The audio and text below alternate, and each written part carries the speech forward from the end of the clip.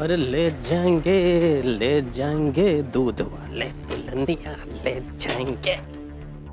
अम्मा चाय।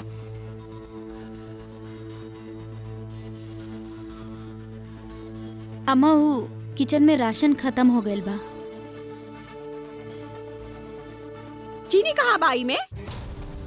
उहे तो कहत रहनी कि राशन के साथ साथ चीनी भी खत्म हो गइल बा ना। इतना जल्दी खत्म हो गई? खाए लू के बांटे लू? जा शाम के लेके आई बाजार से। अम्मा जी प्रणाम। प्रणाम। नमस्ते सुजाता भाभी। चाय में चीनी डाल के तो खूब पियता नहीं रहुआ। हमार पैसा देवे के याद नहीं खे रहा था आपके। या तो तू अंदर कैसा आई ला? तोहरा कितना बार कहनी कि ये बहू बेटी के घर बा। चला बाहर खड़ा रह। जा हम आवतानी। अच्छा जात बानी, तब फिर जल्दी से आई आप बाहर।